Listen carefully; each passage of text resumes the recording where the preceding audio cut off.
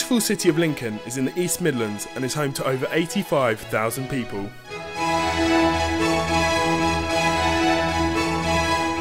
Lincoln is also home to parkour.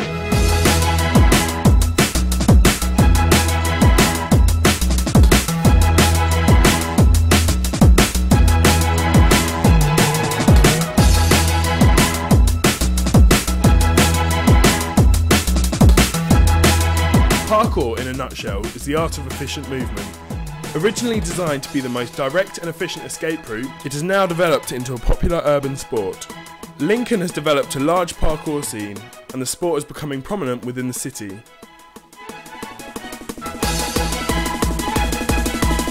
A large and growing group is Single Bound Parkour. Single Bound is an organisation that focuses on bringing different styles of movement to people who want to try them. So we mix parkour, gymnastics, martial arts and cheerleading to kind of get people moving and get people interested in doing sports where they wouldn't originally have been interested in them. Today we're at Witham Hill, and what it is an open gymnastics session. So we get everyone warmed up and then send them out, and they kind of get to practice their own kind of style of movement. So whether it's from parkour or cheerleading or martial arts or whatever side they want to focus on that day, they can come and practice it themselves. So we're not necessarily teaching them today, we're kind of letting them expand their movement themselves. At these training sessions we normally get around 20, we have had around up to 40 people in one time, all looking to learn their own individual things. A lot of people here to inspire others, help people, push people, so it's a great place to come and gather if you want to learn new things. As well as Single Bound, there is the University of Lincoln's Parkour Society. They practice once a week, but also venture out into the city.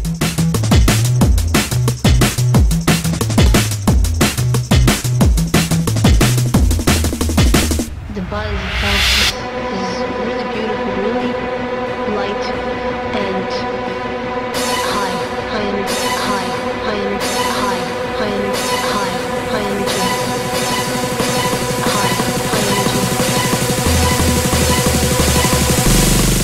energy. My name's Joe Hicks. I was the founding president of the Parkour Society. We started up about 2 years ago.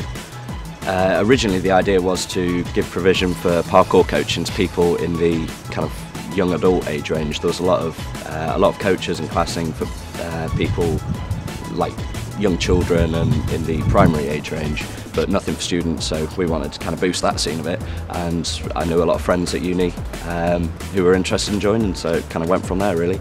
We come out every week and we basically practice efficiency of movement. So parkour is moving from point A to point B in the most efficient way possible, whether that includes vaults or climbing or just various different methods just to get from point A to point B.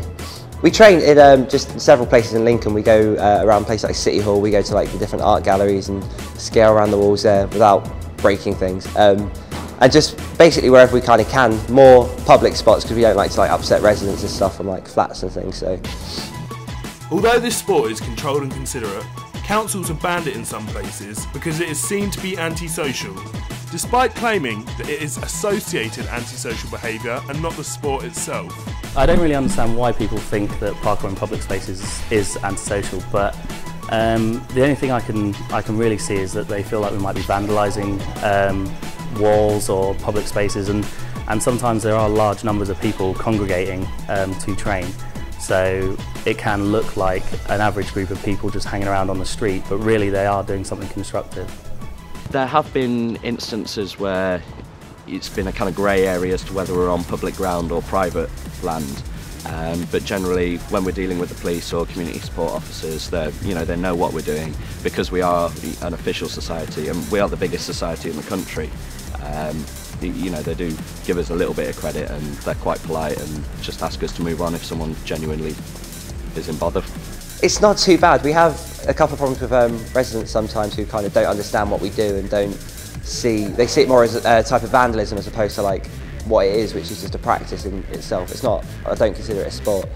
And in terms of police, there used to be a lot more problems with the police in the early days, and now they kind of the police are a lot more aware of what we do, and we kind of just, all we need to do is explain that we're not damaging anything, we're just sort of practicing just carefully, like we're respectful of our environment, and they tend to just leave us alone, so we're quite lucky in that respect. With a lot of stuff that's going on in the media at the moment, you do have the whole hoodie culture and things like that. Generally, we do wear sportswear, loose clothing, hoodies as well. So we've often in large groups training together. To the normal person just walking around, it would just be seen as though we're running about, jumping over things and things like that. So that's probably how it could be seen as antisocial. Also, there's the factor of vandalism as well, which can also be seen as bad. So,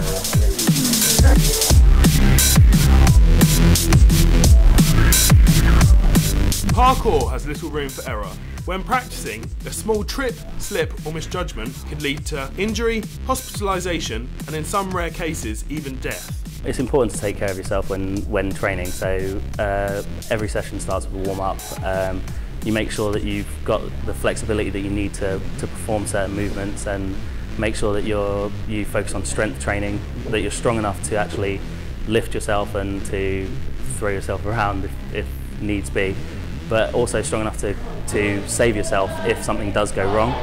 I've had a couple of accidents when I didn't really know what parkour was. I thought it was jumping off roofs and stuff, so what happened, I just jumped off something that was too high for me and with no technique or knowledge of what I was doing, and that's kind of why we encourage people to come and learn with us, so that they don't have to go through that trial and error stage, because we've all been through it. Yeah, I've had one bad injury. I was out training on Boxing Day actually, and just going for a routine movement that I've done many times over, and just due to the weather conditions slipped and I got a scar across my nose that's still there at the moment. With regards to accidents, yeah, I've had a few. I'm currently recovering from a sprained ankle at the moment, which I did quite a few months ago. I've had the usual cuts and bruises. Thankfully, touch wood, I've not actually broken a bone just yet, so I'm actually doing quite well for the 8 years of training. I think, to be honest, trying to know your own ability is a good thing. If you do have that fear factor and you think to yourself, if you don't think you can do it, then don't do it. Only do things if you are 110% sure that you can actually make it. The key secret to improving parkour, I would say dedication is one, the same as any sport, but strength. Being able to lift yourself and being able to know how much power you need to have for any everyday movement even is the key. So strength, I'd say. Without the mental strength to push yourself, then you're not going to gain the physical strength of being able to actually carry yourself. So you do need to have kind of both in order to push yourself and get stronger and faster and better and more comfortable with what you're doing. In parkour, you do have to push yourself outside of your comfort zone sometimes, but with the way parkour training progresses, usually you start to notice that more things become comfortable. So you start off doing just a small vault, and then you realise that you've built up some strength and some power that you can then push yourself and do a slightly bigger vault. And yeah, it may seem uncomfortable like the first time you try it, but then you realise, oh, I have the strength, I have the power, I can do this. And so really pushing yourself outside the comfort zone does happen, but only for a split second, and then you're back into it. And a couple of weeks down the line, you'll pick up another movement that's outside of your comfort zone, but you'll have it in no time. Parkour is often seen as an art form because it involves a lot of uncharacteristic movements in urban environments. So what they say we're doing is deconstructing the place around us, and that's something that art has been striving to do for years. For me, I think it's different for different people. For me, it's more of an art form because it's not a competitive practice. It's not like a sport as defined. It's more parkour itself, like I say, is efficiency of movement. So it is getting from point A to point B as efficiently and fluid as possible. So you want it to look nice. You want it to just be effective. Whereas if you contrast that to free running, which is also an art in itself, because free running focuses more on the flips and the spins and stuff, and making things look nice. So it's not. I wouldn't define it personally as a sport, but I know a few people that do. I think it's kind of like personal to each person. It's pretty much an art just as much as a lot of other sports out there. You have breakdancing, you have ballet, even other gymnastics as well, are all sort of seen as different art forms. Everybody moves in their own individual way, and that's what parkour does, brings a chance for people to move individually, differently to everybody else, and also inspire others. I wouldn't see it as being more streetwise. I mean, obviously if something did happen, you do hear about muggings and things like that.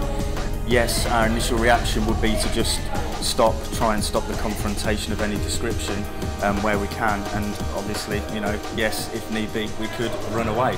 To do it, you don't need anything. Parkour it's a discipline of efficiency, but it's very much about your personally most efficient way of getting from A to B. If that is walking up some stairs or walking around them, that's still parkour. If you're thinking about it in an efficient sense, that's still parkour.